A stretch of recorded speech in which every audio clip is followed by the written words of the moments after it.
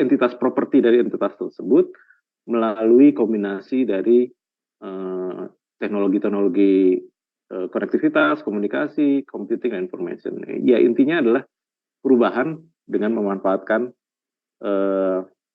digital, teknologi digital. Nah, kalau lihat yang tadi itu, ya kurang lebih sama ya sebetulnya dengan dulu ada istilah e-government, bahwa buat di pemerintahan ya, bahwa pemerintahan menggunakan digital, teknologi digital untuk melakukan prosesnya, e-government, dan kemudian kita bicara smart city, bahwa untuk layanan-layanannya bisa diperbesar juga melalui kanal-kanal digital, ya kurang lebih sama.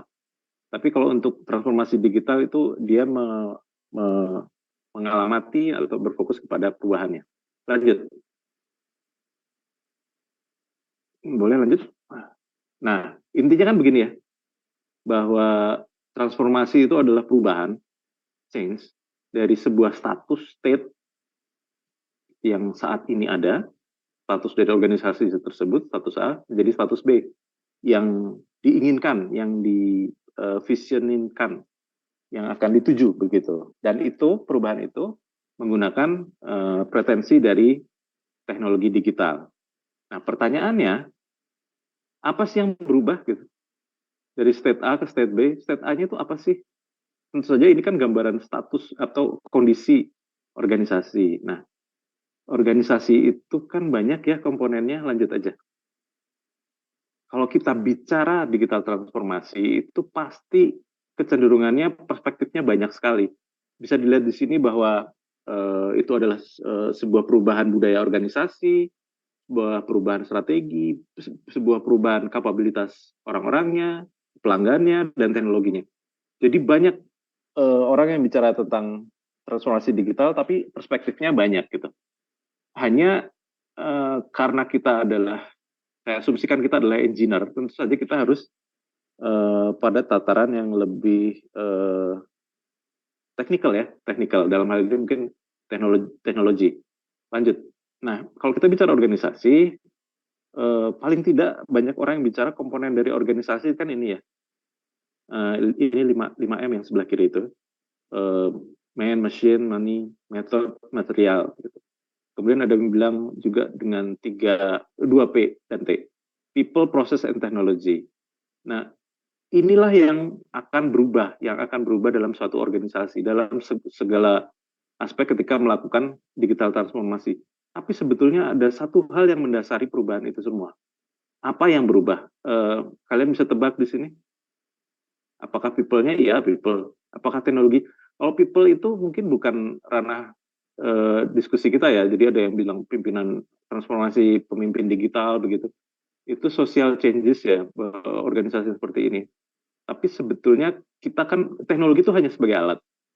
Tapi yang berubah itu adalah yang menjadi inti dari definisi status sebuah organisasi, yaitu apa? Kalau sebelah kiri mungkin metode ya, yang sebelah kanan adalah proses. Boleh dilanjut. Itu yang saya tadi bilang. Jadi sejak tahun 2000-an itu banyak manajemen, banyak mungkin teman-teman juga sudah tahu, yang banyak mempertanyakan di mana value dari investasi IT. IT itu cost ya, investasi yang besar dan memakan biaya, konsekuensinya juga berkelanjutan. Sekali kita pakai aplikasi, kita harus sewa server, sewa bandwidth, dan itu terus membengkak. Dan itu tidak bisa dihindari. Jadi itu terjadi banyak di perusahaan-perusahaan maupun di pemerintahan lah ya, bahwa investasi IT itu seringkali tidak tepat sasaran. Kenapa? Karena tidak berbasiskan dengan domain bisnisnya. Jadi yang sebelah kanan itu bukan IT-nya yang penting, tapi bisnis proses. Jadi inti dari sebuah perusahaan itu adalah bisnis prosesnya. Termasuk tadi ketika kita mempertanyakan apa sih yang berubah dalam digital transformasi, itu adalah bisnis prosesnya yang perlu dikaji dan kemudian ditransformasikan untuk menjadi lebih digital. Lanjut. Nah, di manajemen juga kalian kan dari teknik industri ya, belajar manajemen, bahwa memang ada gap, seringkali ada gap antara domain bisnis, apa yang distrategikan, apa yang dilakukan, apa yang menjadi pekerjaan sehari-hari atau tugas visi sehari-hari dari sebuah organisasi, dengan artefak-artefak atau barang-barang IT-nya, ya aplikasinya, data, servernya, itu seringkali terjadi gap. Dan untuk itulah kehadiran sebuah alat, sebuah metode, banyak metode yang intinya adalah melakukan alignment antara apa yang akan dilakukan, apa yang ingin dilakukan sebuah perusahaan, apa yang menjadi inti keberadaan organisasi dengan kebutuhan IT-nya, begitu. Nah, alignment ini yang zaman dulu sering diistilahkan dengan rencana induk IT atau roadmap atau blueprint begitu.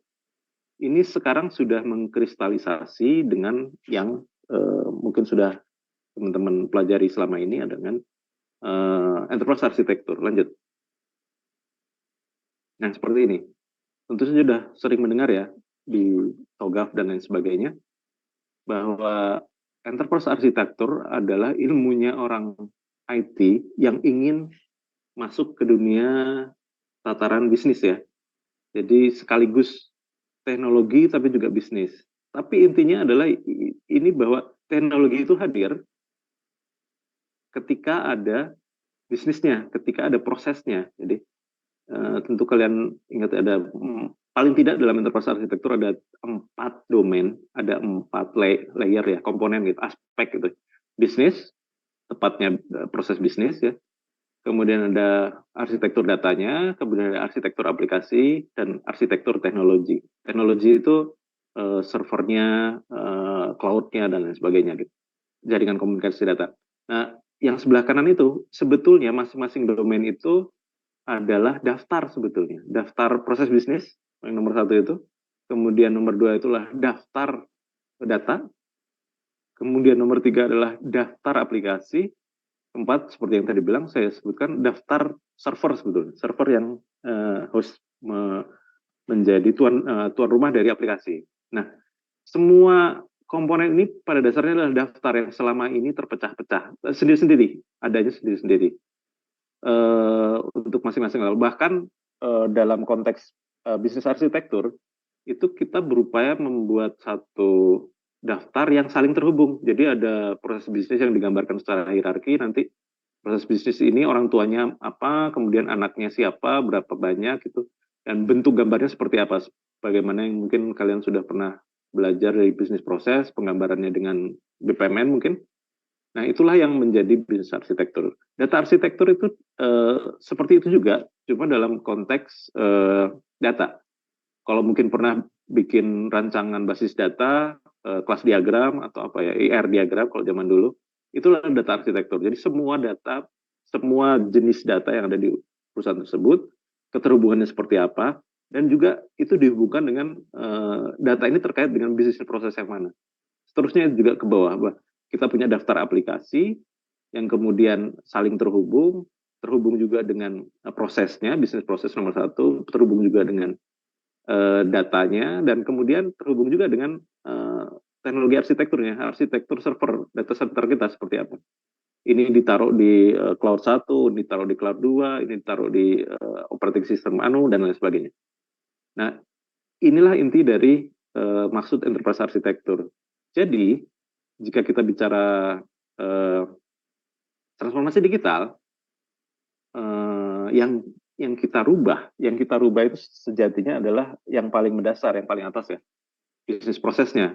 Dari bisnis proses yang ada saat ini yang sebagian besar manual menjadi yang sebagian besar digital, terbantukan digital. Keberadaan enterprise arsitektur ini akan menjadi alat bantu untuk menentukan sebelah mana sih kita akan melakukan digitalisasi, mana prioritasnya, dan bagaimana kita mengatur agar aplikasi dan data itu tidak saling tumpang tindih. Kalau data itu bicara siapa yang memproduksi, siapa yang akan mengkonsumsi, dan rule-nya seperti apa, aplikasi juga seperti itu. Ketika kita bicara ada divisi-divisi dalam satu organisasi, tidak semua divisi itu boleh membangun aplikasi sendiri-sendiri.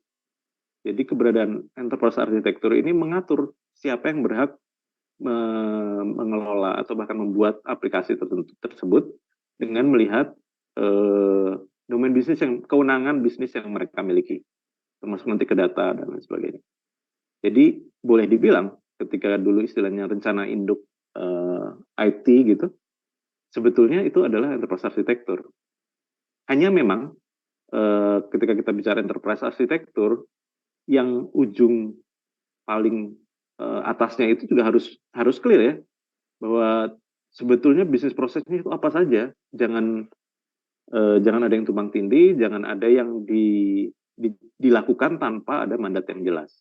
Nah, konsepnya seperti ini. Jadi kalau kita melakukan digital transformation memang bisa ya piecemeal sedikit-sedikit kita milih, oh di sebelah sini untuk customer facing-nya bikin portalnya.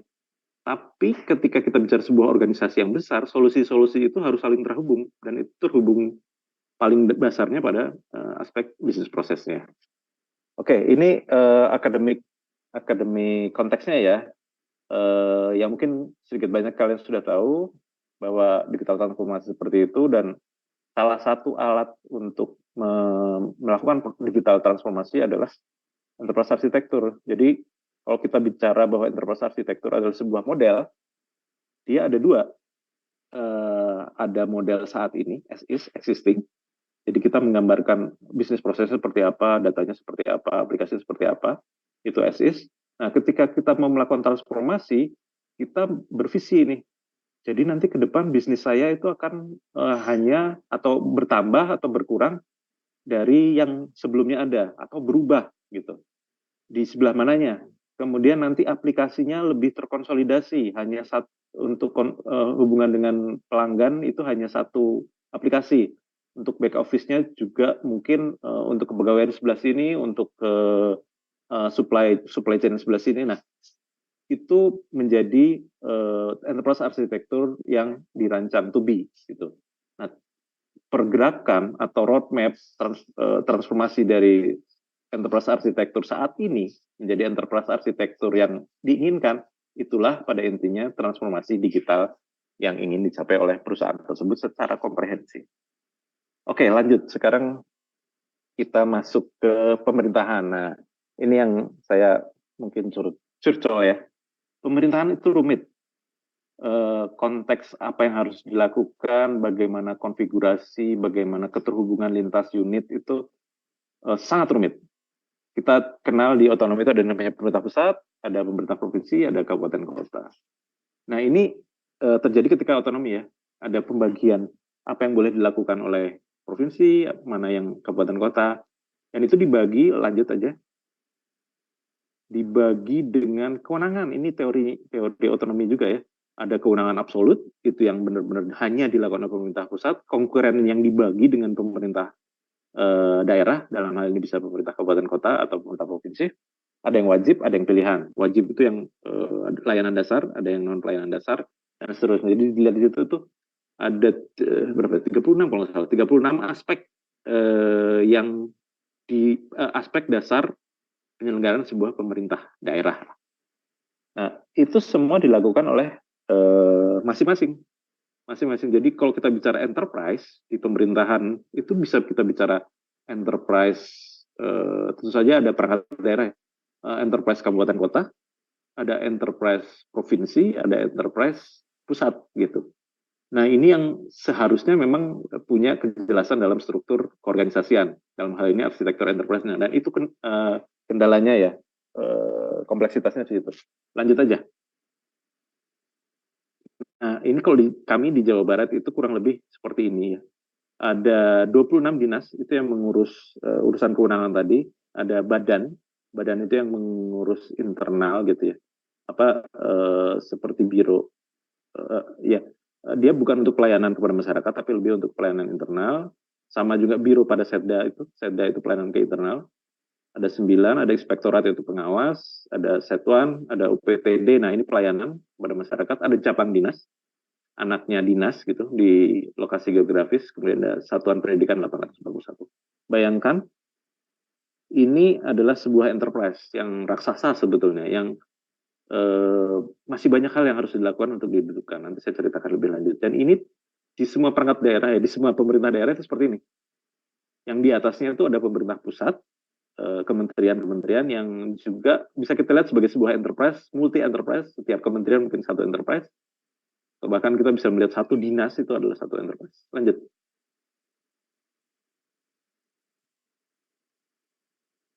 Nah, ini sebetulnya, ini saya hanya menunjukkan sebuah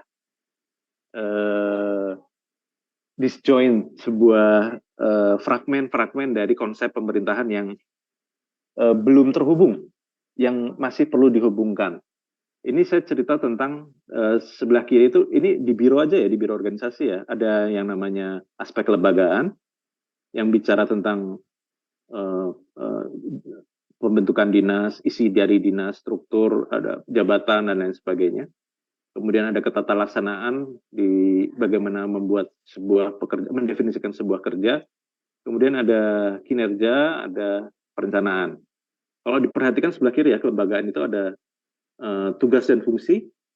Di situ setiap tugas dan fungsi itu bisa dihitung jumlah orangnya, kebutuhan orangnya, kebutuhan keahliannya, analis beban kerja itu berapa besar kita butuh resource untuk itu, dan itu menentukan formasi. Jadi nanti sebuah lembaga punya substruktur, misalnya eselon 2 sebuah dinas punya kepala bidang. Nah, di bidang itu punya kepala seksi, 3 kepala seksi mungkin, yang masing-masing bisa dihitung setiap seksi 10 atau 5 orang itu dihitung dari formasi. Itu dari aspek pembentukannya. Kemudian dari ketata laksanaan, kami punya istilah yang baru, yang SOP dan proses bisnis dan layanan. Dan ini apa namanya, relasinya dengan kelembagaan itu belum clear sebetulnya. Tapi paling tidak tugas dan fungsi itu kan adalah job desk ya. Itu sebetulnya sama dengan definisi layanan. Kemudian ketika kita punya layanan, kita bisa menggambarkan proses bisnisnya atau bahkan sampai ke prosedurnya, ke SOP-nya. Itu nanti akan menentukan analisis jabatan dan analisis beban kerja atau bahkan sampai terus bekerja. Nah, ini aspek yang rutin ya, hal-hal yang memang menjadi standing order dari sebuah unit organisasi. Apapun perencanaannya, apapun siapapun kepala daerahnya, ini sudah tetap kelembagaannya seperti itu, tugas dan fungsi seperti itu, proses bisnis dan SOP-nya seperti itu. Di luar yang dua ini, yang juga cukup dominan mengatur pekerjaan kami di pemerintahan adalah aspek perencanaan. Aspek perencanaan itu ada istilah program, kegiatan, subkegiatan yang berangkat dari visi misi dan nanti dihubungkan dengan target kinerja. Di situ ada ultimate outcome, intermediate outcome, immediate outcome, output, dan aktivitas. Ini terhubung cukup baik dengan rezim perencanaan. Artinya program, kegiatan, subkegiatan yang ujungnya adalah anggaran sih sebetulnya. Nah, ini sebetulnya dua dikotomi yang bagi kami di pemerintahan masih perlu didudukkan. Mana yang apa hubungan antara yang sebelah kiri 1 dengan 2 dengan 3 dan 4. Dan pertanyaannya nanti ketika kita menggambar akan melakukan sebuah transformasi digital dan menentukan proses bisnis, sumbernya dari mana? Dari yang sebelah kiri atau sebelah kanan? Lanjut. Oke, nah ini yang mungkin hal yang agak asing ya di pemerintahan kami. Kalau di kalian mungkin di swasta pernah belajar ya bahwa dalam strategic planning itu ada juga tataran yang disebut sebagai operation planning. Ada 2 cabang di situ. Ada hal-hal yang dari strategi itu ada yang turun menjadi sesuatu yang dikerjakan ad hoc, temporer, melakukan perbaikan secara internal, dan itu butuh anggaran khusus, diimplementasikan dengan proyek, dan di situ ada kinerjanya. Dan ada hal-hal yang memang dikerjakan secara operasional, operating performance, layanan, rutin, butuh anggaran, tapi anggarannya namanya anggaran operation. Dan itu diimplementasikan sebuah unit kerja yang memang khusus ditugaskan untuk melakukan tugas rutin tersebut. Nah, dikotomi antara proyektual yang sebelah kanan istilahnya dengan yang rutin di kiri ini tidak selalu clear kalau di pemerintahan. Bahkan tradisi untuk memisahkan mana yang rutin, mana yang proyektual itu belum dilakukan. Sehingga ketika kita mencoba memotret proses bisnis, itu akan selalu tercampur dengan proyek. Itu masalahnya. Lanjut. Nah, ini kembali yang tadi. Bahwa sebetulnya memang dokumen perencanaan itu harusnya mengcover 2 hal. Untuk kegiatan yang berulang sebelah kiri dengan kegiatan yang insidental di kanan. Yang sebelah kiri adalah rutin, yang sebelah kanan adalah proyektual. kejujuran kami untuk mengakui bahwa ada beberapa pekerjaan yang memang bukan rutin adalah proyektual, itu yang mungkin perlu dibangun terlebih dahulu sehingga kami bisa membangun sebuah organisasi yang lebih ajak, yang lebih duduk kepada tugas utamanya. Lanjut. Nah, mungkin kalian pernah belajar manajemen project mungkin ya, harapan saya sudah pernah. Bahwa ini adalah salah satu cara bagaimana sebuah organisasi melakukan project. Jadi yang biru-biru itu adalah orang-orang yang kemudian dilibatkan dalam project. Kita lihat bahwa ini orang-orang ini dipinjam dari struktur fungsional. Jadi, project itu adalah sesuatu yang memang dibuat di luar struktur. Struktur ada untuk mengerjakan tugas yang memang sudah tetap dan rutin, gitu. Ketika ada hal-hal yang ingin dilakukan dalam sifat proyektual, maka dilakukan sebuah upaya lebih, meminjam resource, bahkan mungkin di outsource, sehingga organisasi ini bisa berubah, bisa merubah state-nya. Lanjut, ilustrasi berikut ini mungkin bisa memberikan penjelasan lebih bagus. Lanjut. Nah ini, kita bicara organisasi, batas organisasi itu yang kuning ya. Jadi ini organisasi yang kemudian di dalamnya ada suborganisasi, di situ digambarkan suborganisasi 1, divisi 1, bagian marketing katakan ya, bagian sales gitu. Terus kemudian ada suborganisasi 2 yang back office mungkin ya, orang-orang yang bekerja di manajemen apa ya, yang disuplai material begitu. Ada 2 subdivisi atau mungkin ada 2 layanan yang menjadi dasar dari organisasi tersebut. Nah, project itu apa? Project adalah upaya untuk mengubah status organisasi menjadi bisa berubah. Jadi mungkin ada layanan baru, mungkin ada divisi baru, ada tusi baru, dan itu adalah upaya-upaya sementara, temporal endeavor. Sehingga pada akhirnya tugas dari si kuning ini bisa melakukan service layanan kepada konsumennya atau external entity. Jadi alasan yang kuning ada itu karena ada panah biru itu. Tapi panah biru itu mungkin perlu disempurnakan, perlu ditambah dengan project. Tapi project itu bukan bagian inti, bagian rutin dari organisasi. Itu yang mungkin perlu kita ingat ya. Kami ingat di pemerintahan bahwa ini harusnya dibedakan. Lanjut. Nah, ini juga saya nggak tahu apakah teman-teman belajar. Dalam sebuah organisasi itu ada tipologi Mintzberg 5 ya, 5. Jadi semua organisasi paling tidak bisa digambarkan seperti ini. Jadi ada pimpinannya nomor 1, strategic apex, kemudian ada middle line itu manajemen, chain of command dari manajemen, para supervisor dari apa ya, jadi direktur sampai ke supervisor. Kemudian ada operating core. Nah, operating core ini yang sebetulnya menjadi alasan kenapa organisasi ini ada. Semua produk dan jasa itu dilakukan oleh operating core. Membuat barang, melakukan pelayanan. Jadi sales organisasi ini ada karena dia harus melakukan sesuatu yang dilakukan oleh operating core. Nah, jadi 1, 3, 2 itu inti dari perusahaan. Nah, hanya ketika ini adalah sebuah organisasi yang berjalan, dibutuhkan dukungan. Dukungannya antara lain dari kelompok yang disebut sebagai support staff. Di situ ada orang-orang kepegawaian, ada orang-orang payroll, orang yang membayar gaji bulanan, ada PR, ada legal, dan lain sebagainya. Yang sifatnya memang mendukung, bukan untuk melakukan pelayanan, tapi melakukan pelayanan internal ke dalam. Kemudian ada komponen lain yang juga tidak kalah pentingnya, dan penting ini menjadi lebih besar. Ada kumpulan orang, kumpulan suborganisasi yang memang tugasnya melakukan perencanaan, pengendalian, dan standarisasi terhadap organisasi ini, termasuk operating core. Itulah yang disebut sebagai technostructure, yang berpikir strategik di situ, membuat perencanaan, membuat standarisasi kerja, dan lain sebagainya. Jadi ini yang think tank dari sebuah organisasi itu ada di technostructure. Support itu yang melakukan dukungan, sementara yang sejatinya bekerja untuk memperoleh income itu adalah operating core. Lanjut. Nah, bagaimana dengan pemerintahan? Pemerintahan itu seperti ini sebetulnya, bahwa produk dan layanan pemerintahan itu ada pembangunan. Mungkin teman-teman sering melihat bahwa kami memperbaiki rumah sakit, membangun tambahan jembatan dan sebagainya, infrastruktur pembangunan, termasuk pembangunan internal, kapasitas gedung kami dan lain sebagainya. Kemudian ada pengaturan karena government ya, jadi produk utamanya adalah regulasi, tapi sebetulnya bukan regulasinya sendiri, tapi penegakan regulasi seperti apa ya, tata ruang gitu, yang kemudian menjadi penegakan, menjadi izin izin pembangunan gedung dan sebagainya.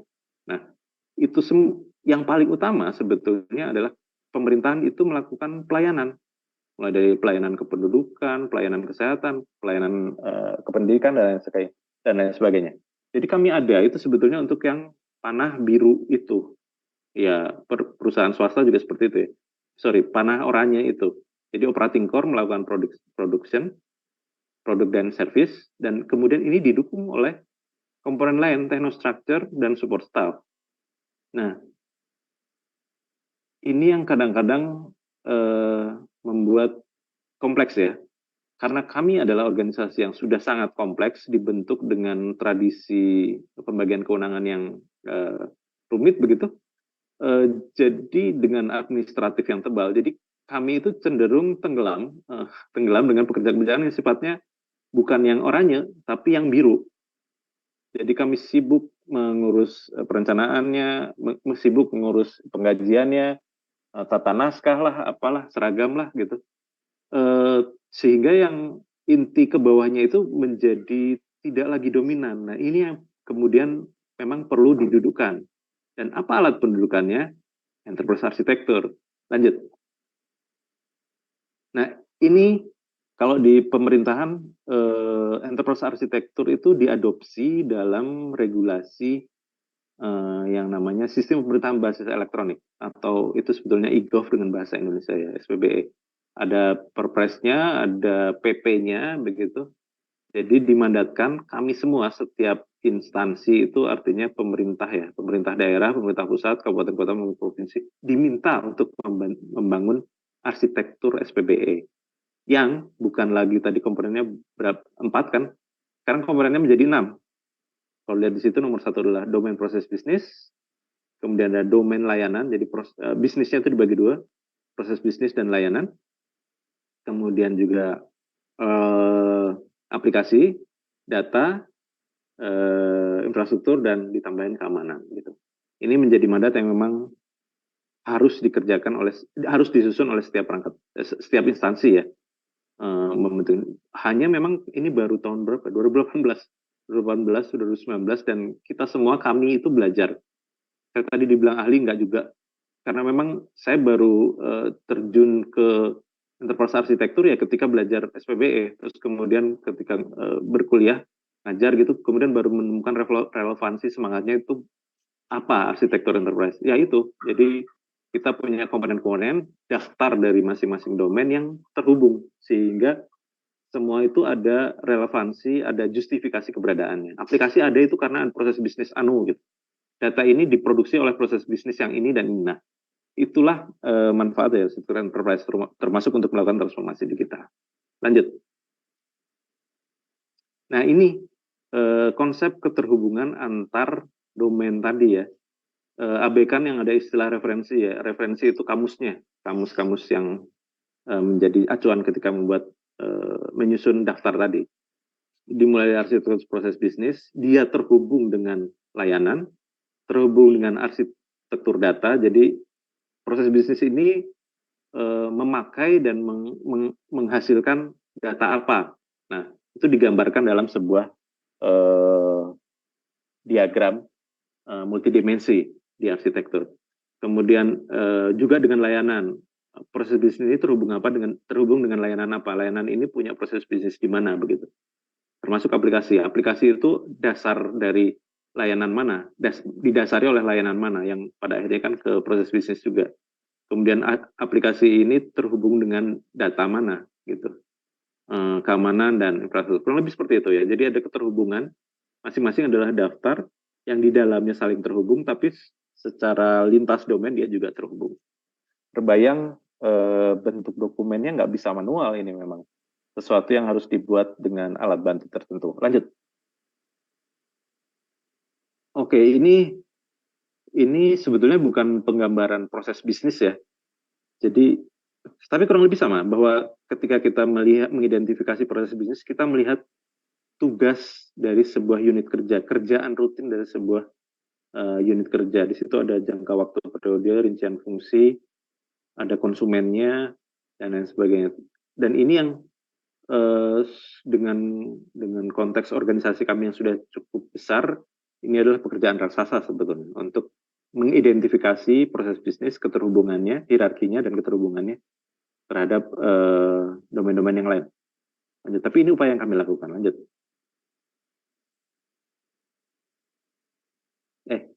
Lanjut. Ini mundur ya. Oke. Nah, harapannya seperti ini. Kalau bisa dibilang sebelah kiri adalah kejadian saat ini, kondisi existing, jadi tidak ada keteraturan, masing-masing membuat aplikasi, datanya juga sendiri-sendiri, tidak jelas siapa kepemilikannya, ada interoperabilitas tapi tidak ada ketunggalan data. Kalau kita gambarkan enterprise arsitektur yang lama mungkin sebelah kiri, nah ke depan enterprise arsitektur yang diharapkan lebih terkonsolidasi.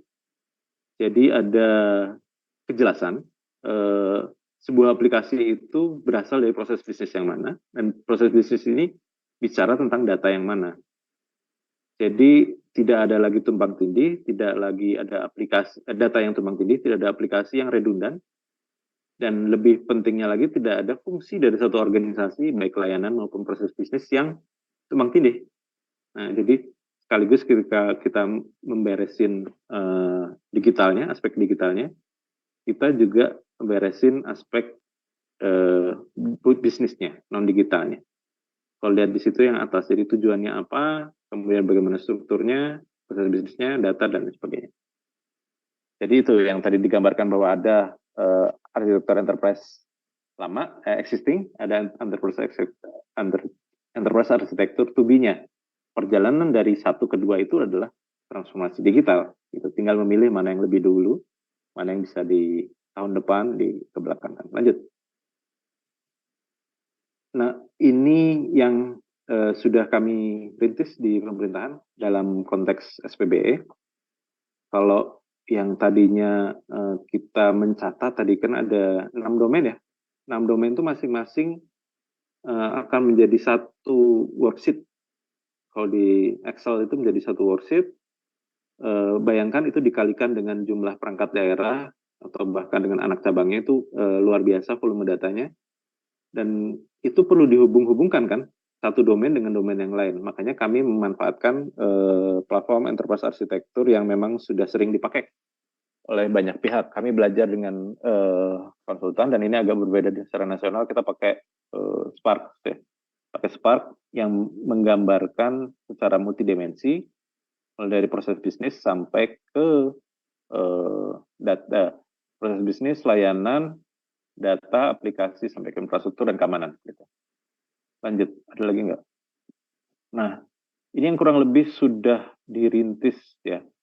Kami melakukan tahun lalu, kami melakukan pemetaan layanan publik. Jadi definisi kerja yang sejati itu adalah layanan.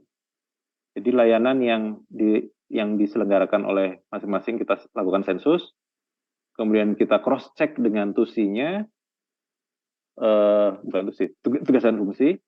Itu yang nomor 2, pemetaan proses bisnis, agar nanti kita bisa punya gambar bahwa ini loh pekerjaan rutin yang bisa didigitalisasi, yang perlu didigitalisasi, perlu dioptimalisasi, sehingga kita bisa bicara transformasi digital dalam arti yang sebenarnya. Lanjut, sedikit lagi. Oke, ya ini juga di pemerintahan banyak ya, kalau ada Permenpan, ada Perpres, ada peraturan pemerintah, ada peraturan pemerintah yang tidak sinkron sebetulnya kalau kami melihatnya, sehingga kami perlu mengkonsolidasikannya. Lanjut aja. Itu beda-beda itu definisinya. Kami mengalign agar definisi proses bisnis itu nyambung dengan konsep SOP, itu bentuknya hierarki, dan dituangkan dalam arsitektur proses bisnis yang merupakan bagian dari arsitektur SPBE. Kami agak menyampingkan definisi proses bisnis lain yang ada di pemerintahan. karena proses bisnis itu berangkatnya dari perencanaan ya, kami memilih untuk mengoperasionalisasikan konsep proses bisnis dalam level operation dalam bentuk layanan dan SOP yang akan menjadi bagian dari arsitektur yang menjadi pegangan kami dalam melakukan transformasi digital. Nah, ini sebuah keberanian kami untuk melakukan sedikit beda dengan nasional. Lanjut. Oh, ini yang tadi ya, ya udah. Jadi kita pakai pemetaan platform SPA, pencatatan, oke, udah. Ini lumayan nih kerjaannya. Dari awal tahun sampai sekarang masih nggak ada 10%. Lanjut. Untuk quick win kami sudah bicara tentang layanan digital, keinginan seperti ini, kanal layanannya itu ada di Sapa Warga, ada portal. Untuk yang eksternal, yang internal, layanan-layanan sifatnya internal ada dashboard, ada portal administrasi dan lain sebagainya. Ini bentuk awal dari arsitektur aplikasi kami yang juga dihubungkan dengan data ya. Jadi arsitektur aplikasi kurang lebih akan seperti ini. Tapi ini masih gambaran serta-merta ya, tanpa sebelum melakukan pemetaan secara penuh terhadap proses bisnis kami. Lanjut. Apalagi ya, intinya sebetulnya ujungnya saya memandang bahwa pemerintah itu ada untuk menyelenggarakan layanan publik, sehingga layanan publik itu perlu dikonsolidasikan dalam satu kanal yang membuat masyarakat yang membutuhkan aksesnya, informasinya atau transaksinya menjadi lebih cepat. Maka itu kami tuangkan dalam arsitektur aplikasi yang salah satu bentuk perwujudannya adalah aplikasi Sapa Warga. Lanjut. Terakhir, perjuangannya sebetulnya seperti ini. Jadi kami di pemerintahan masih harus secara disiplin mendefinisikan tugas dan fungsi dalam nomor satu yang sebelah kiri, dalam konteks konsep layanan, dan kemudian dikategorisasi, karena layanan itu ada beberapa jenis ya, ada layanan yang memang diminta by request, ada layanan yang memang disuplai secara rutin tanpa diminta, kayak pembangunan jalan itu adalah layanan tapi layanan yang tidak diminta. Kemudian kami perlu membangun daftar lengkap layanan pemerintahan dalam daftar formal yang akan menjadi bagian dari proses bisnis yang dituangkan dalam arsitektur SPBE, dan inilah yang akan menjadi dasar dari digitalisasi. Proses-proses yang dilakukan oleh pemerintah itu adalah dituangkan dalam sebuah alur gambar keterhubungan, dan inilah transformasi digital yang perlu kami lakukan. Ini panjangnya luar biasa, besarnya luar biasa, karena memang pemerintah sudah terlanjur menjadi organisasi yang sangat kompleks dan terdominasi dengan konsep non-rutin. Artinya kami perspektifnya itu memang pelaksanaan anggaran. Jadi ada proyek-proyek yang memang program kegiatan yang sifatnya merupakan improvement baik internal maupun eksternal, yang kadang-kadang membuat bias terhadap definisi dari kerja pemerintahan. Sumber daya kami banyak yang dipakai untuk improvement, tapi kadang-kadang lupa bahwa improvement itu terjadi karena memang ada layanan yang harus diselenggarakan. Nah, roadmap-nya seperti ini kita coba lobby ke pusat bahwa kita harus bicara kepada kerutinan sebelum kita bicara kepada program perencanaan, yang nanti kita bisa lebih clear ketika kita akan bicara tentang transformasi digital melalui alat arsitektur SPBE. Kurang lebih seperti itu. Semoga habis ya. Semoga ikut pusing karena memang ini konsep, kalau di IT itu saya bilang ilmu enterprise arsitektur itu ilmu kanuragan, jadi ilmu tenaga dalam yang perlu pemahaman konsep yang cukup banyak, cukup luas, tapi yang jauh lebih penting adalah prakteknya. Praktek untuk melakukan hal itu, bagaimana memetakan proses bisnis, bagaimana menghubungkannya dengan domain yang lain. Nah, itu adalah jam terbang yang hanya bisa kita peroleh ketika kita praktek. Makanya ini bukan sebuah ilmu yang sederhana, tapi saya pikir ini semua berangkat dari konsep proses bisnis. Ketika teman-teman paham bagaimana memetakan sebuah proses bisnis, insya Allah teman-teman bisa sampai kepada ilmu enterprise arsitektur, dan kalau punya peluang untuk melakukan magang atau penelitian atau bahkan nanti di tempat kerja, ini sebuah wilayah atau bidang yang sangat menjanjikan untuk dibangun karena belum banyak, karena belum banyak yang punya pengalaman untuk melakukan hal ini. Saya menemukan seperti itu.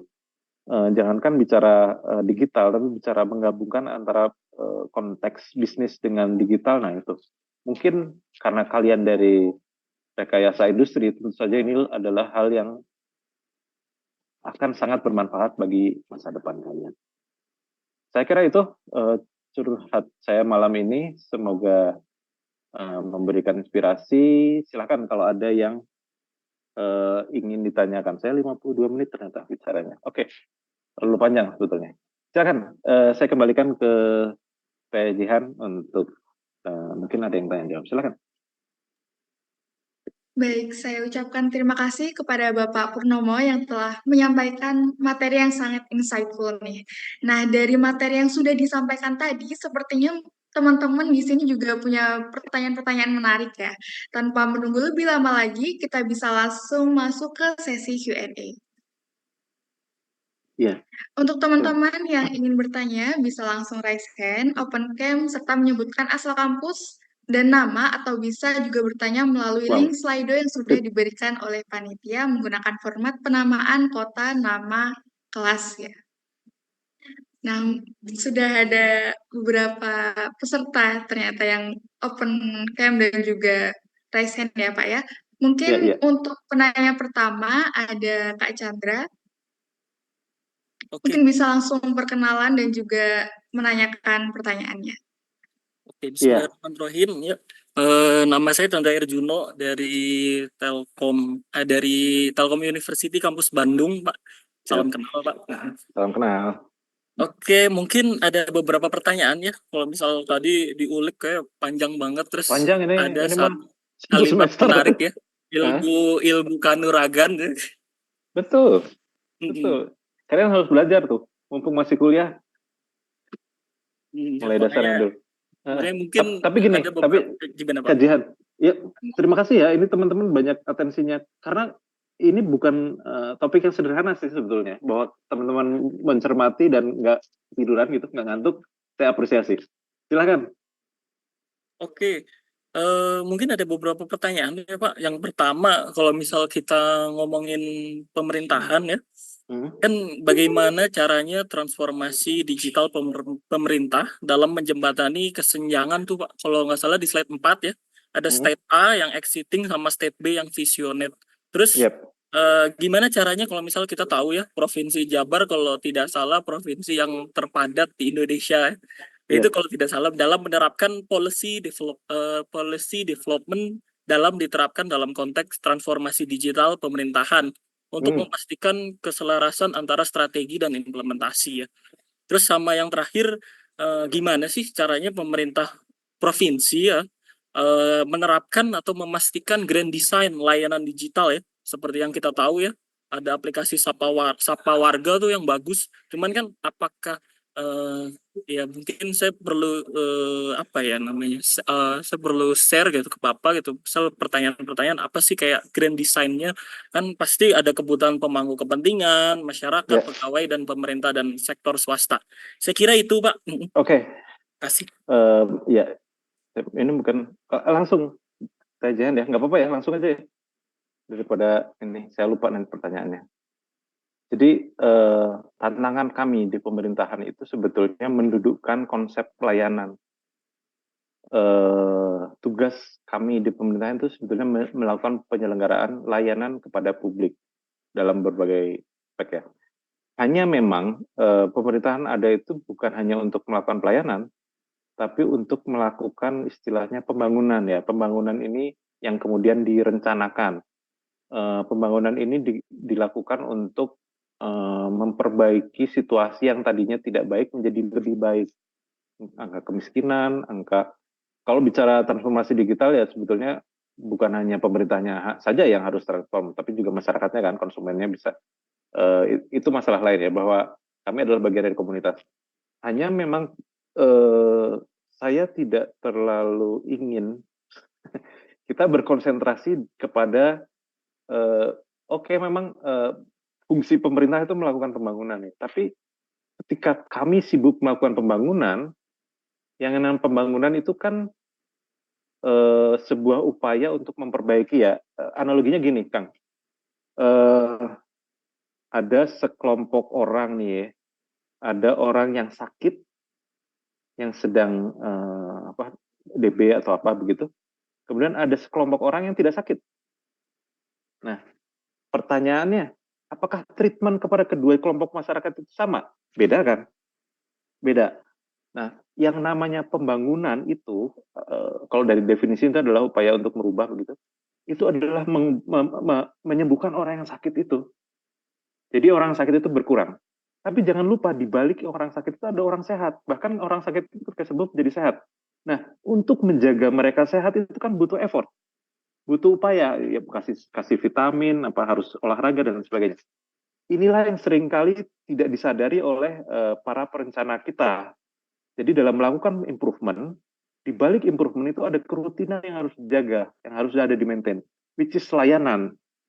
Kalau kita bicara pengentasan kemiskinan misalnya, atau kemiskinan aja, atau tenaga kerja, itu kan memang sebuah upaya penyakit yang harus dikurangi lah jumlahnya.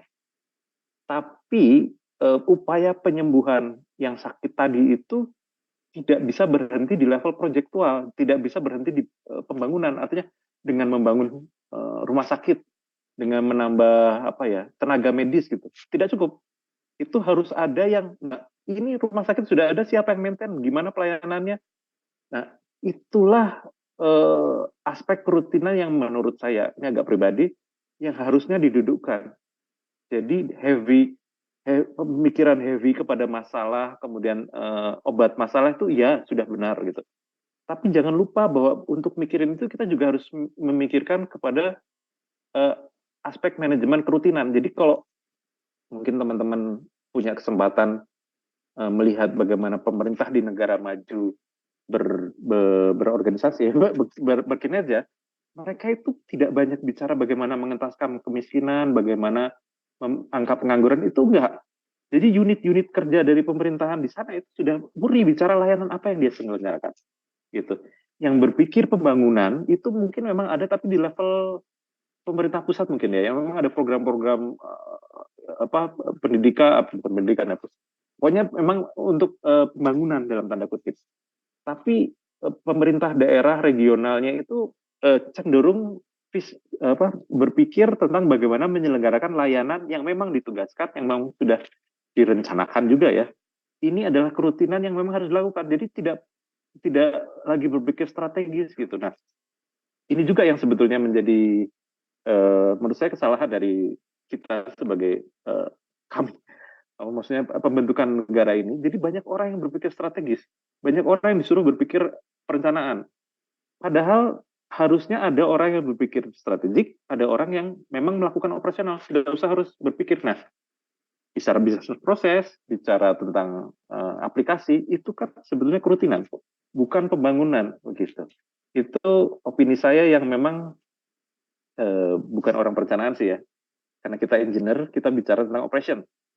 Bahwa operation itu turun dari perencanaan, iya, tapi ya silakan diturunkan dari strategik menjadi operation. Kayak tadi kemiskinan, pada akhirnya kan menjadi layanan apa yang membuat kemiskinan ini bisa berkurang. Dan ini dilakukan rutin, bukan dengan subsidi yang beberapa bulan atau 1 tahun saja, itu kan harus menjadi kerutinan.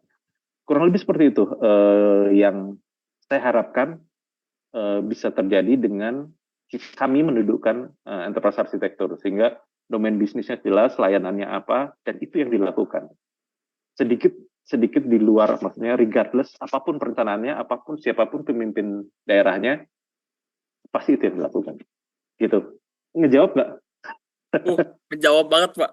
Wah, Siap. benar-benar ya apa ya? Ya sering kali kan kita tuh kan kayak sering kali membahas tentang oh ya berarti ini ketentuannya ya berakhir dengan aplikasi. Cuman kan jadinya yang seperti yang kita tahu ya, aplikasinya banyak. Setiap pemerintah kabupaten ada aplikasinya tersendiri kan apa. Jadi ya itu menurut saya ya berulang ya kan, setiap ganti 5 tahun sekali ada aplikasi lagi, aplikasi. Cuman adanya Sapa Warga ini sih lumayan lah membantu lah kan. Jadi saya nggak terlalu banyak aplikasi download ya. Ya, itu solusi lokal sih ya. Harusnya ya, idealnya pemerintahan kita secara utuh, pemerintah pusat, kabupaten, kota, provinsi itu enterprise arsitekturnya jelas harusnya, dan itu tidak terjadi. Jadi kalau mau aplikasi tunggal ya memang harus ada yang tunggal dan nanti saling sambung menyambung gitu. Ya begitulah pemerintahan kita yang masih jauh dari kesempurnaan gitu. Gitu. Makasih. Siap. Terima kasih banyak, Pak. Sama-sama, lanjut. Baik, terima kasih atas jawabannya Bapak Purnomo. Mungkin selanjutnya ada Kak Johan. Baik, untuk Kak Johan bisa perkenalkan diri dan langsung mengajukan pertanyaannya. Halo Pak, perkenalkan nama saya Johan Eris Bobi Stumeang, saya dari Telkom Bandung. Nah, tadi sempat ada Bapak mention bahwasanya transformasi digital itu mengubah bisnis proses dengan memanfaatkan arsitektur enterprise. Nah, saya mau bertanya nih Pak, kan pemerintah khususnya Jabar itu udah memanfaatkan transformasi digital dengan memanfaatkan arsitektur enterprise. Nah, apa saja sih kendala yang masih sering dihadapi oleh pemerintah Jabar walaupun udah memanfaatkan arsitektur digital enterprise dalam transformasi digital gitu Pak? Siap, makasih. Juhani apanya Jihan? Saya koreksi ya, kalau sudah tuh belum ya sebetulnya, belum selesai. Justru memang perjuangan kami adalah mendudukkan konsep ini ya. Saya berkampanye termasuk hari ini ya. Saya punya teman ngobrol gitu, karena memang ini konsep yang menurut saya pribadi adalah konsep enterprise arsitektur, transformasi digital, konsep yang bisa memperbaiki definisi pemerintahan kita. Tadi di awal saya menceritakan bagaimana sebuah jargon yang kemudian banyak orang bicara tanpa paham artinya, itulah yang terjadi di kita sekarang. Banyak teman-teman di pemerintahan bicara proses bisnis, tapi nggak tahu sebetulnya proses bisnis itu apa. Bahkan mengartikan proses bisnis itu turun dari, memang turun dari perencanaan, tapi langsung gitu. Jadi proses bisnis kemiskinan, proses bisnis pengurangan tenaga kerja. Iya, tapi tidak seperti itu. Kalau teman-teman belajar proses bisnis kan, apakah setuju dengan saya atau nggak tahu, menurut saya proses bisnis itu kan bahasa operation ya, bahasa operasional, bukan bahasa strategik. Bagi beberapa orang, definisi proses bisnis itu dibawa ke ranah strategik. Jadi definisi perencanaan, visi misinya dibuat menjadi proses bisnis. Iya, tapi tidak seperti itu, karena proses bisnis itu adalah sesuatu yang sifatnya rutin kan, harusnya, yang dilakukan secara berulang, bukan hal-hal yang sifatnya proyektual. Yang kalau di breakdown itu bukan proyektual itu, kalau breakdown kan bukan menjadi proses bisnis kan. Kalian tahu nggak kalau ada project di breakdown, dibagi-bagi itu menjadi apa namanya? Work Breakdown Structure, WBS mungkin kalau pernah belajar. Itu project. Tapi kalau di rutin, operation itu menjadi proses bisnis atau SOP, prosedur paling bawah. Kendalanya di situ. Jadi selama ini kami melakukan fungsi kami tanpa pengaturan yang tegas. Siapa boleh punya aplikasi apa, datanya apa gitu. Ini data milik siapa, siapa yang boleh ngupdate gitu. Itu nggak ada sama sekali. Jadi bahkan bukan federated, kan kalau SPB itu pengen ada centralized ya, jadi polisinya centralized. Dulu itu bahkan bukan federated, pemerintahan kita itu chaos. Jadi semua orang bikin aplikasi, bikin data, sampai sekarang sih sebetulnya masih chaos. Nah, SPB ini adalah upaya untuk membuatnya menjadi lebih sinkron, menjadi lebih teratur semuanya, dengan kejelasan tugas dan fungsi, kejelasan hak aplikasi, kejelasan data. Kami masih bergulatnya di situ, Kang Jahat. Jadi mendudukkan konsep bahkan dari rutin non rutin itu juga masih merupakan perjuangan, karena rezim pemerintahan kita itu bicaranya semuanya pencapaian program, bukan pelaksanaan sebuah fungsi layanan. Dan saya dengan teman-teman di biro itu memanfaatkan konsep ini untuk mencoba mengembalikan fungsi pemerintahan kepada fungsi rutinnya gitu.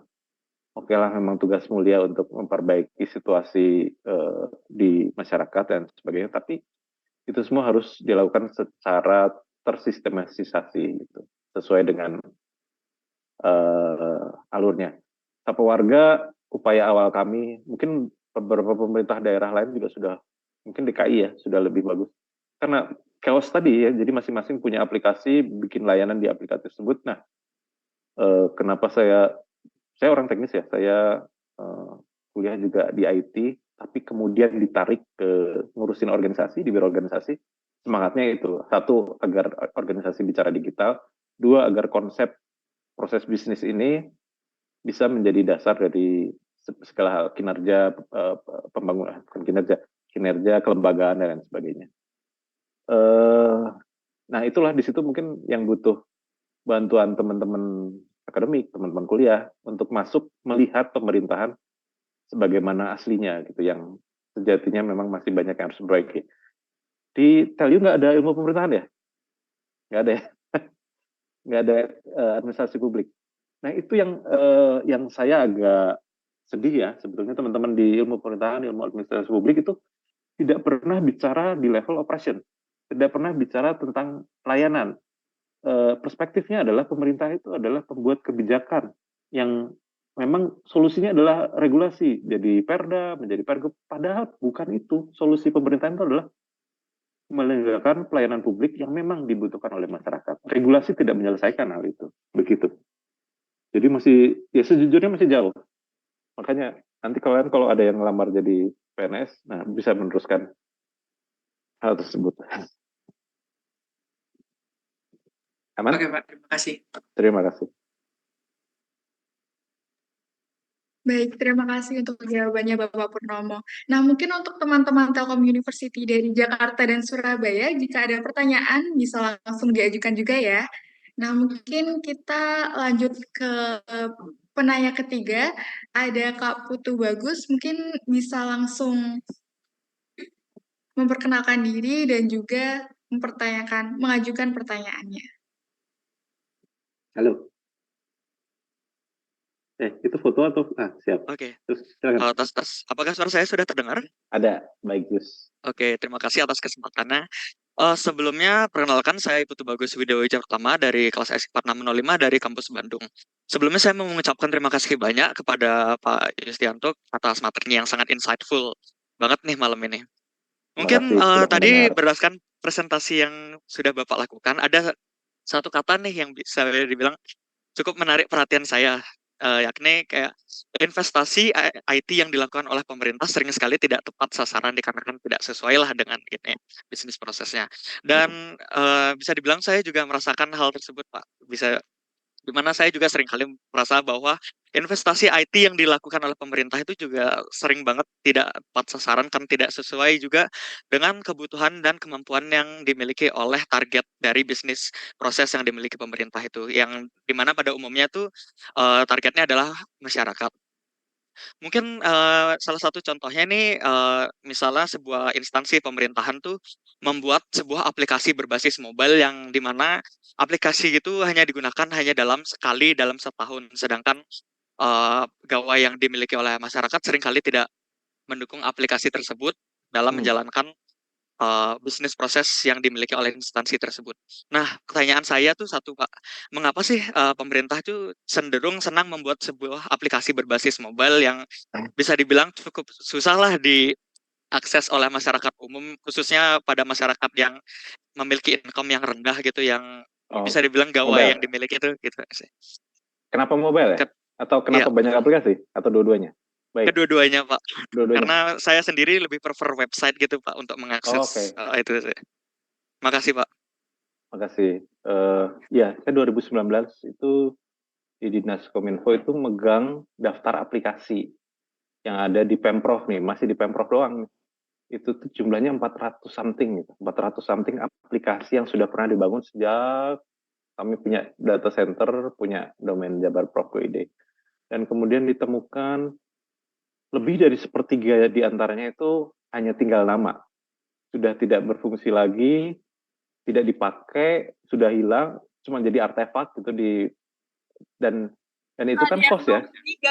Itu cost. Jadi cost pembangunan, waktu bangun dari mubazir, kemudian cost pemeliharaannya jadi space di cloud kami, kemudian yang lebih celaka lagi menjadi lubang keamanan karena nggak dipelihara, nggak apa. Jadi memang itu apa ya? Syahwat kami untuk melakukan digitalisasi secara terlalu semangat gitu ya. semangat, oh ini bisa membuat lebih cepat, benar membuat lebih cepat, tapi kemudian tidak berjalan secara berkelanjutan karena memang yang megang satu orang, yang punya hajatnya orang itu, ketika orang itu tidak di tempat itu jadi tidak terpakai lagi, tidak ada promotornya, tidak jelas ini bukan kewenangannya dia. Itu kenapa dulu melakukan, karena memang juga ketika ada di pendidikan di kami itu pendidikan struktural level 4, 3, 2 gitu, yang memang disuruh bikin inovasi gitu. Nah, inovasi yang paling gampang kan bikin aplikasi ya. Aplikasi dibuat satu-satu tanpa melihat ke visibility-nya, kemungkinannya, keberlanjutannya ya. Jadi seperti itu. Jadi, kenapa mobile? Tahukah kalian penetrasi mobile device di Indonesia seperti apa? Kalau dihitung, nggak tahu di Jawa Barat tuh satu orang bisa punya 2 alat sebetulnya. Jadi memang zaman dulu tuh ya, tahun 2005-an gitu, yang namanya e-commerce itu kan nggak ada ya, jarang gitu yang pakai. Sekarang jadi semuanya pakai. Jadi semuanya pakai e-commerce. Gara-gara apa? Gara-gara gadget. Gara-gara aplikasi yang memang dipegang semua orang di tangan gitu. Memang ada plus minusnya masing-masing, berbasis web sama berbasis aplikasi berbasis mobile. Tapi sebetulnya menurut saya yang berbasis ada peluang berbasis mobile itu lebih mudah menggait kalau memang UI-nya memudahkan gitu. Tapi sebetulnya kalau aplikasi yang dibuat berbasis mobile itu sebetulnya kan back office-nya bisa dibuat juga berbasis web. Memang untuk yang tapi sekarang HP-HP sekarang juga sudah enak ya, ngetik apapun juga sudah mudah. Tapi memang ada orang yang lebih memilih memakai gadget, ada orang memilih web, seperti dirimu lebih memilih pakai web, karena memang tergantung preferensi ya, preferensi orang. Dengan komputer kita punya layar yang lebih besar, tapi harus duduk di meja. Walaupun pakai laptop harus ada di lokasi yang ada mejanya, sementara kalau di gadget itu bisa di tengah sawah asal ada sinyalnya begitu. Nah, ya itu 2 kanal. Kayaknya ke depan, karena memang ini transformasi bergerak ya, penetrasi akses melalui web sekarang sudah terjadi tuh jauh lebih tinggi daripada memakai PC atau laptop gitu. Jadi kita ngikutin itu sih. Tapi ya karena kedua-duanya itu tetap dibuka. Plus lagi sekarang riset menunjukkan aplikasi yang paling tinggi dibuka orang, kalian kira-kira apa? WhatsApp. WhatsApp itu sudah bisa menjadi antarmuka sistem informasi loh. Nah, ini juga perlu dipikirkan, itu penetrasinya luar biasa, tinggi sekali, walaupun untuk yang aplikasi harus berbayar, tapi ini adalah sebuah realita bahwa masyarakat itu memilih gitu, bahwa penetrasi mobile itu tinggi, ya kenapa kita tidak layani, tapi tetap untuk interaksi tertentu, mungkin interaksi melalui berbasis web juga dibutuhkan. Tapi pada dasarnya itu kan sama ya, back end-nya itu engine-nya sama, berbasiskan web server. Gitu, Kang Pak Putu. Orang Batak ya? Kebetulan orang Bali, Pak. Ya. Dan terima kasih banyak atas jawaban dan informasinya, sangat insightful dan membuka pikiran saya terkait hal ini. Terima kasih banyak, Pak. Terima kasih sama-sama. Baik, terima kasih untuk jawabannya Pak Purnomo. Mungkin dari Kak Octavian bisa langsung perkenalan dan juga mengajukan pertanyaannya. Baik, Assalamualaikum warahmatullahi wabarakatuh. Selamat malam. Saya Octavian Smarudin dari Telkom University Surabaya. Mohon maaf Pak Yustianto, ingin bertanya. Ini pertanyaan umum sih Pak. Cuma tadi dari jenengan belum dijelaskan mengenai bagaimana arsitektur ini bisa memastikan bahwa data penduduk di yang bergabung pada aplikasi tersebut aman, Pak. Kan jenengan dari tadi memberikan hanya keunggulan dan cara pembuatannya. Baik, itu saja Pak Yustianto. Aman ya keamanan? Baik. Oke, kalau di SPB itu ada lapis terakhir, komponen terakhir itu arsitektur keamanan. Jadi di situ kita menghubungkan artefak-artefak pengamanan yang dilakukan terhadap server, terhadap aplikasi, terhadap data. Dia di belakang apa ya, WAF tertentu, dia di belakang firewall tertentu, itu yang harus diceritakan di arsitektur. Nah, di luar itu bahwa memang ada upaya untuk mengamankan, karena pengamanan ini memang ada yang sifatnya preventif. Tapi memang ini masalah keamanan itu masalah balapan ya. Ada yang memang spesialisasinya untuk menemukan celah, ada orang yang memang spesialisasinya untuk menutup celah.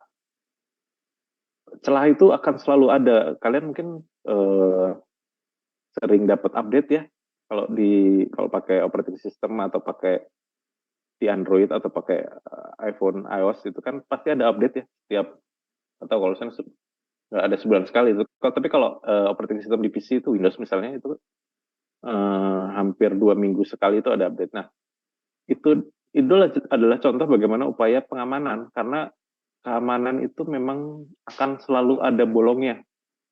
Jadi memang harus ada upaya rutin untuk melakukan patching, untuk melakukan upaya pencaharian lubang yang kemudian di penetration test dan lain sebagainya.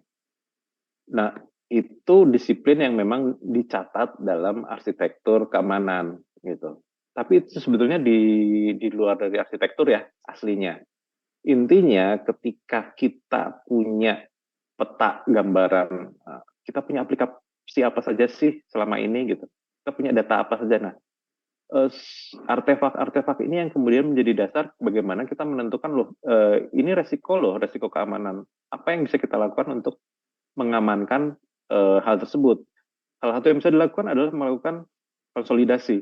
Tadi diceritakan di Mas Putu tadi, aplikasi banyak gitu. Nah, keberadaan arsitektur ini sebetulnya ingin agar aplikasi tidak harus banyak-banyak, karena banyaknya aplikasi itu menjadi beban operasional dan terutama menjadi beban keamanan. Bahwa setiap aplikasi yang ada itu harus ada yang maintain, harus ada yang jaga, baik dari patching-nya, dari kode framework-nya di update. Nah, kalau kita punya aplikasi yang lebih terkonsolidasi, yang lebih sedikit, maka resource kita nggak perlu terlalu banyak gitu. Apalagi kalau platformnya seragam gitu. Jadi upayanya bisa diseragamkan. Jadi keberadaan enterprise architecture itu memberikan kita gambaran apa yang sudah dimiliki dan bagaimana ini bisa menjadi lebih baik, lebih efektif, efisien dalam pengelolaannya, melakukan konsolidasi data dan aplikasi dan server, plus lagi dari setiap artefak digital tersebut ditentukan artefak pengamanannya itu seperti apa gitu. Plus dengan tentu saja upaya-upaya untuk keamanan informasi yang reguler ya. Sebelum masuk harus pentest, setelah masuk dilakukan uji beban dan lain sebagainya, kemudian ada patroli dan lain sebagainya. Itu prosedur yang dilakukan di luar enterprise architecture. Menjawab? Baik, Pak Istianto, jawab sekali. Terima kasih banyak, dan juga moderator Jihan, terima kasih sudah memberikan tempat untuk kita. Terima kasih, Pak. Terima kasih.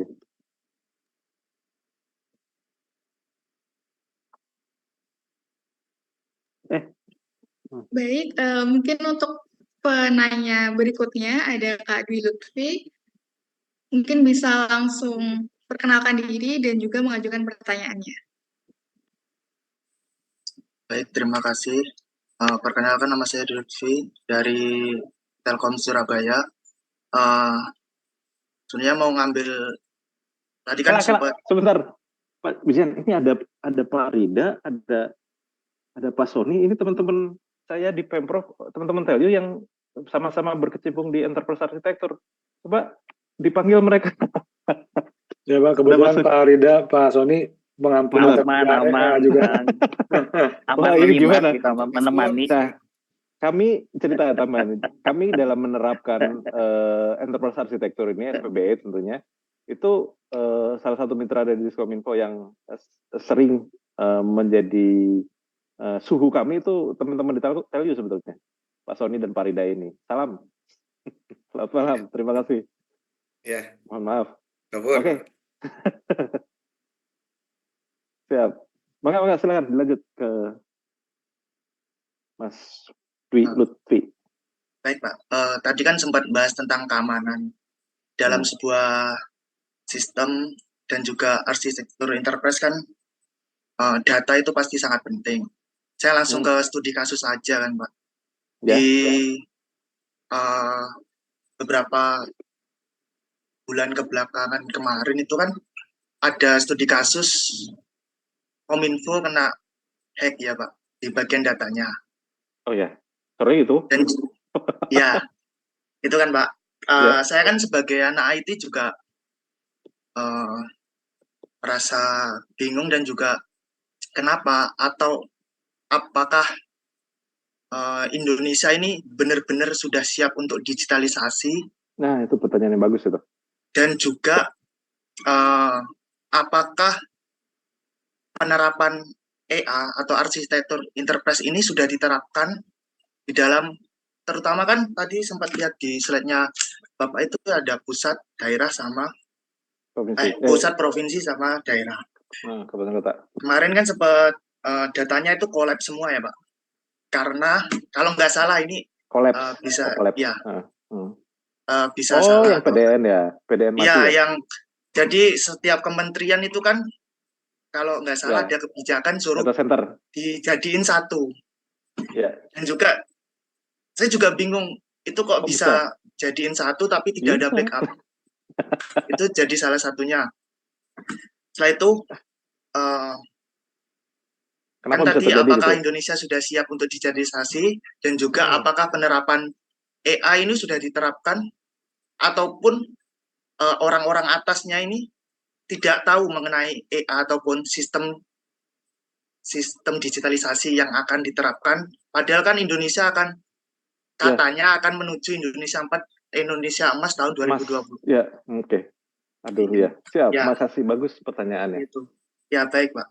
Itu realita yang tadi awal saya presentasikan ya. Sering kita itu mungkin saya mau bilang pimpinan kita, para pemimpin kita itu sebab dalam jargon ya.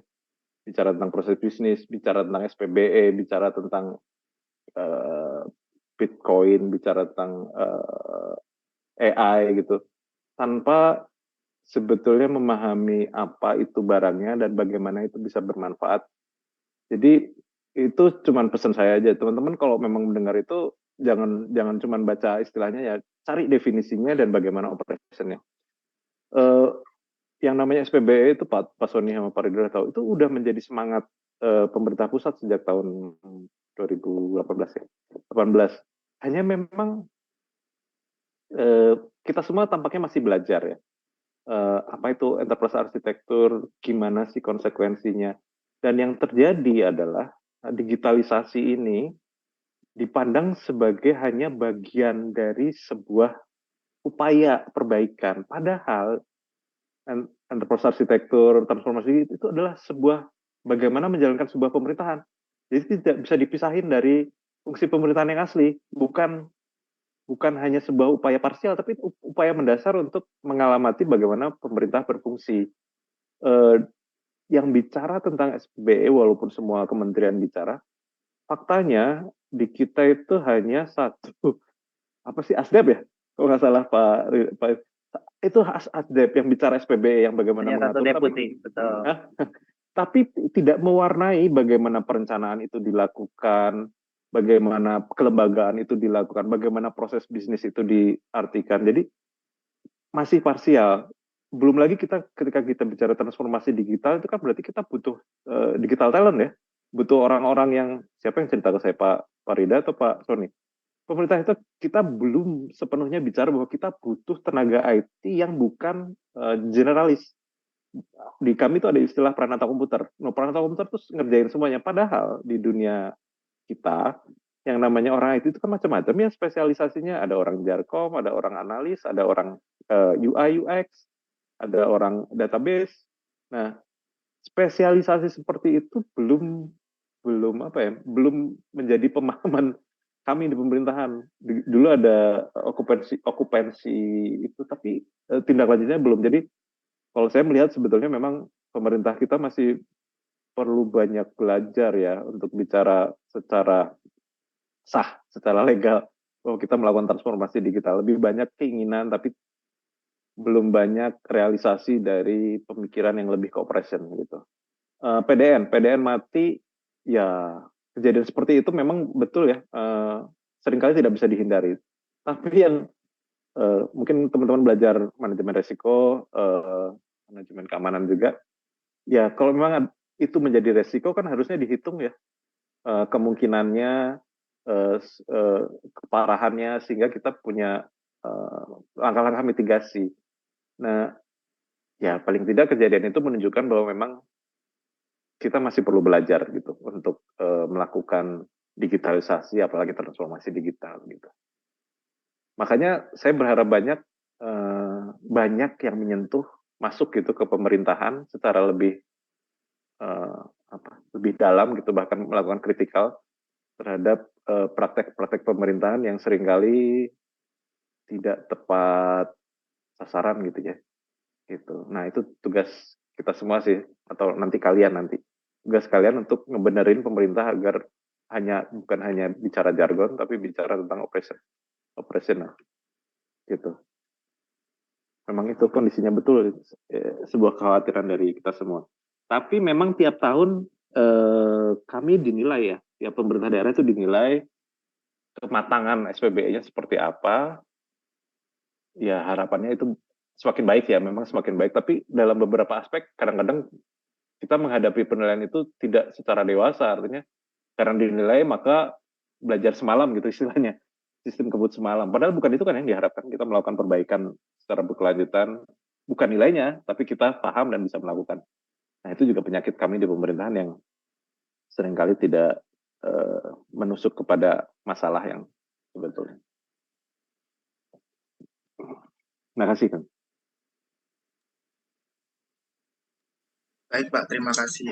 Diharapkan ke depannya pemerintah bisa benar-benar bikin loker yang spesifik lagi. Karena kan sebenarnya kalau dilihat dari struktur organisasi, kan kemarin pas ada beritanya itu, saya juga lihat struktur organisasi Kominfo itu banyak yang nggak dari IT. Saya juga, kok bisa gitu. Ini ngajak saya, kami di kelembagaan saya dorong teman-teman di kelembagaan untuk melakukan pengkajian ya. Yang namanya Kominfo, dinas ya kalau dalam hal ini. Itu sebetulnya ada dua aspek ya, ada aspek IKP itu urusan keterbukaan informasi publik, kehumasan. Kemudian ada teman-teman yang memang dari ilmu komputer yang melakukan electronic governance, yang melakukan pengaturan. Nah, Pak Sony atau Pak Rida, coba di negara mana ada satu instansi yang menggabungkan antara orang ilmu komputer dengan orang ilmu komunikasi jadi satu gitu. Itu nggak ada presidensinya gitu. Jadi kenapa kementerian kita seperti itu ya, karena memang di situ ada semangat, dulunya memang sejarahnya adalah Kementerian Penerangan yang memang bukan orang ilkom gitu ya. Jadi memang di situ ada dualisme yang kemudian menjadi banci menurut saya. Harusnya menurut saya Pak Sony itu menyampaikan harapan yang ada di chat ya. Menurut saya memang solusinya bahwa artefak enterprise architecture atau SPBE itu perlu, tapi jauh yang lebih dibutuhkan adalah komando terpusat dari digital kita di pemerintahan. Dan itu terus terang memang tidak tercipta dengan keberadaan Kementerian Kominfo, dan Kemenpan pun yang berusaha melakukan hal itu juga belum, yang masih bagus. Menurut saya kalau mau beres keterhubungan, interoperabilitas satu data itu harus ada instansi tunggal terpusat yang memang mengatur inisiatif IT kita secara nasional begitu. Itu yang mungkin sekarang sedang ada benih-benihnya dilakukan di beberapa tempat. Komando tentang digital inisiatif, sebagaimana yang dilakukan di beberapa negara lain. Gitu, Kang Lutfi. Baik Pak, terima kasih banyak Terima kasih. untuk jawabannya dan juga masukannya. Semoga kedepannya dari kita Indonesia bisa melakukan digitalisasi yang dengan benar dan juga teratur. Amin. Terima kasih.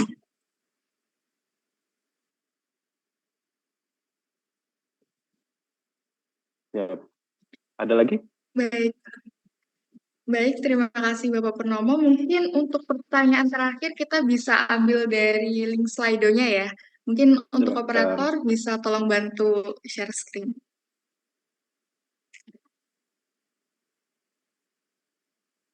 Baik, mungkin kita bisa baca yang paling atas. Kendala transformasi digital yang dihadapi perusahaan atau organisasi itu seperti apa, Pak? Mungkin bisa dijawab untuk Bapak Purnomo. Kendala dari banyak aspek ya, mulai dari niat atau enggak. Kalau nggak niat ya mending nggak usah gitu. Kalau memang niat ya tentu saja harus punya kapabilitas. Kapabilitas itu bisa dilihat dari kemampuan sumber dayanya. Kalau ada internalnya, bagaimana mobilisasi internalnya, ada nggak sih orang yang bisa diajak, yang bisa dijadikan sebagai internal champion, atau bahkan harusnya struktur gitu, atau punya duit nggak untuk bayar orang melakukan hal itu, konsultan gitu, cukup nggak? Nah, konsultan ini apakah dianggap sebagai pemberi masukan yang berarti atau hanya sebagai konsultan gitu? Karena sekali lagi ya, transformasi digital itu bukan hanya bicara digitalisasi, tapi keseluruhannya, mulai dari proses bisnisnya, dari sosial organization-nya, dari kepemimpinannya, itu seperti itu. Tapi kalau kita di engineering ya itu tadi, bagaimana memahami proses bisnis yang dilakukan dan kemudian melakukan transformasi sehingga tercipta efisiensi proses dengan memanfaatkan teknologi digital yang tepat guna dan tepat manfaat, begitu. Kendala ya banyak, itu mah project ya. Kemudian lanjut, gimana? Nomor 2? Baik. Yang nomor 2, bagaimana melibatkan manusia, organisasi, dan teknologi. Saya mungkin tidak terlalu confident untuk bicara manusia, karena memang di sini aspek sosial ya, bahwa dan organisasi itu sosial budaya ya, bahwa kita butuh orang-orang yang memang melek ya, atau paling tidak antusias terhadap digital, tidak dari yang generasi yang lama begitu ya. Itu memang keniscayaan ya, kalau kita melakukan transformasi ya berarti orang-orangnya harus yang open minded gitu, kemudian melek teknologi, yang paham atau bersemangat untuk memperbaiki atau memperluas pengetahuannya di aspek teknologi gitu. Organisasi tetap agilitas dan lain sebagainya itu kayaknya bisa menjadi kesempatan lain dengan narasumber sosial organisasi lah, itu kepemimpinan digital gitu-gitu. Itu bukan ranah saya untuk bicara banyak di situ, mohon maaf. Gagasan teknokrat, bagaimana strategi melakukan balancing antara gagasan dan muatan politik agar solusi bisa menjadi solusi yang dalam. Itulah masalahnya ya. Ketika kami memiliki pimpinan yang berangkat dari tataran politik, memang tantangannya di situ, karena orang-orang tersebut itu dipilih berdasarkan popularitas programnya yang kemudian harus dituangkan dalam sebuah dokumen perencanaan ya.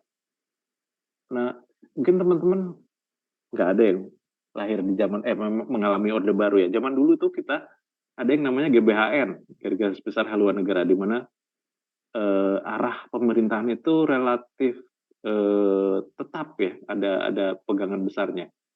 Nah, sekarang memang sudah beda eranya, bahwa setiap pimpinan bisa menentukan sedikit banyak arah pimpinannya. Nah, memang itu tantangannya. Tapi saya melihatnya begini, bahwa tadi yang saya sebutkan bahwa secara anekdotal kita bisa melihat fungsi pemerintahan itu antara fungsi pembangunan dengan fungsi pelayanan publik. Yang namanya fungsi pembangunan itu pasti diwarnai dengan keinginan-keinginan untuk perubahan jangka pendek atau jangka panjang. Sementara ada fungsi layanan publik, sebuah tugas mulia, tugas sakral dari pemerintah, ini harus mau nggak mau harus dilakukan, sudah menjadi mandat. Dan ini tidak dipengaruhi dengan yang tadi ya. Jadi siapapun pimpinan, apapun perencanaannya, penyelenggaraan layanan publik itu harus dilakukan. Nah itu memang dua sisi yang masing-masing memiliki ruang dan treatmentnya. Kalau kita bicara tentang enterprise arsitektur, saya cenderung bicara bahwa ini layanan rutin publik, bahwa ini juga nanti ternyata menjawab keinginan pembangunan, ya itu nanti disambungkan menjadi bagian yang kedua dari itu. Tapi yang harus didudukkan lebih dulu adalah fungsi rutin tadi. Itu adalah dua aspek yang seringkali tidak berhasil kita bedakan. Gitu. Ya, itu yang ketiga. Udah. Baik Bapak, mungkin sekian sesi Q&A dari kami. Terima kasih untuk jawaban-jawaban yang membuka wawasan baru juga untuk kami. Nah, mungkin karena sudah berakhir, saya juga mengucapkan terima kasih untuk antusiasme teman-teman. Nah, dari materi yang dibawakan oleh Bapak Purnomo tadi dapat kita lihat ya, bahwa banyak sekali pengetahuan yang dapat kita ambil dari tema transformasi digital pada sektor pemerintahan. Seperti definisi dari transformasi digital dan change management-nya, lalu ada jenis-jenis transformasi digital, komponen manajemen produksi yang terdiri dari 5 komponen, lalu penyelarasan enterprise arsitektur dengan sektor pemerintahan, serta masih banyak lagi. Baik, mungkin sebelum kita beralih ke agenda selanjutnya, akan ada penyerahan sertifikat sebagai apresiasi dari SAG Laboratory kepada Bapak Purnomo. Kepada operator dipersilakan untuk share screen sertifikat. Untuk koordinator mata kuliah Enterprise Arsitektur, Bapak Iqbal Yulizar Mukti, SSIMT PhD juga dipersilakan. Untuk tim dokumentasi, jangan lupa untuk mendokumentasikan penyerahan sertifikatnya ya. Baik, mungkin saya bantu hitung. 1, 2, 3. Sekali lagi. 1, 2, 3. Baik, terima kasih kepada operator dan juga tim dokumentasi. Sekali lagi saya ucapkan terima kasih kepada Bapak Purnomo atas waktu dan ilmu yang telah diberikan. Tentunya memberi banyak insight bagi kita semua. Ya. Terima kasih Pak Pur sudah meluangkan waktunya. Terima kasih, senang sekali mendapat ruang ekspresi untuk bercurhat. Tapi ya, kalau kapan kita boleh dong Pak ke digital service-nya Jabar? Mangga, silahkan disampaikannya kontak-kontak aja. Sebetulnya saya ada ide, nggak tahu ini mah di luar ini. Kayaknya menarik ya kalau kita bicara ini, kan kita punya Pak Rida, punya Pak Sony, mereka sudah cukup lama berkecimpung di pemerintahan. Nah mungkin untuk memperkaya di lain kesempatan, di lain waktu, kayaknya talkshow enak juga nih. Seru kita ngobrol, kita ngobrol dengan Pak Sony, ngobrol dengan Kang Rida, sehingga perspektifnya lebih luas gitu. Ya Pak, mungkin teman-teman lab SAG nanti kita bisa practical to stay lewat kegiatan di Teljuar. Mas Pur, siap. Aman Mas Pur. Makasih semuanya. Semoga ada yang bisa dimanfaatkan untuk teman-teman semua ke depan. Tapi pesan saya itu pendalaman tentang konsep proses bisnis kalian, kemudian syukur-syukur nanti bisa melebar ke enterprise arsitektur, cari ruang untuk berekspresinya. Menurut saya itu bekal kalian yang baik untuk nanti bersaing di dunia kerja atau menunjukkan kapabilitas kalian. Terima kasih. Assalamualaikum warahmatullahi wabarakatuh. Sampai ketemu di lain kesempatan. Assalamualaikum. Terima kasih banyak Pak Pur. Mas Pur, Nah baik, mungkin untuk teman-teman jangan leave dulu karena akan ada sesi absensi di akhir acara.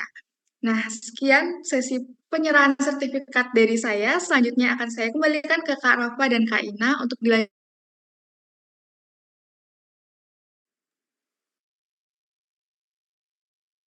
Baik, terima kasih kepada Jihan sebagai moderator yang bertugas. Selanjutnya, karena saat ini kita sudah berada di penghujung acara, izinkan kami untuk memandu sesi dokumentasi bersama teman-teman semua untuk acara kuliah umum pada malam hari ini. Dipersilakan teman-teman untuk bisa on-cam ya, dikarenakan pada saat pengisian feedback nanti, diharapkan teman-teman melampirkan bukti kehadiran saat on-cam sebagai syarat absensinya nih. Baik, karena sudah di jam 20.42 menit dan sudah ada beberapa dari teman-teman yang on-cam nih, jadi kita langsung saja ya untuk sesi dokumentasinya. Untuk tim dokumentasi, boleh membantu untuk sesi dokumentasi kali ini.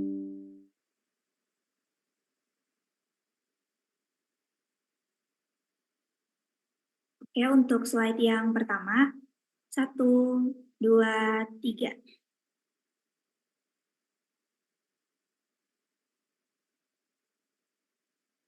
Baik, untuk slide yang kedua, 1, 2, 3. Oke, untuk slide yang ketiga, 1, 2, 3. Untuk slide yang keempat, 1, 2, 3. Selanjutnya untuk slide yang kelima, 1, 2, 3. Untuk slide yang ke-6, 1, 2, 3.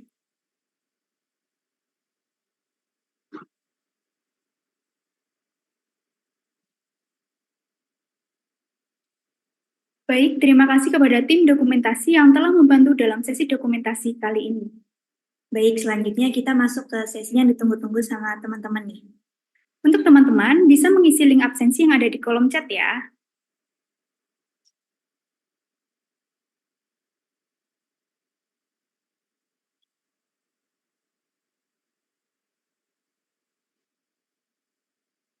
Wah, tidak terasa ya kita sudah berada di penghujung acara. Maka berakhir sudah rangkaian acara kuliah umum Enterprise Arsitektur pada malam hari ini. Kami selaku MC dan para panitia pamit undur diri. Mohon maaf apabila terdapat kekurangan maupun kesalahan.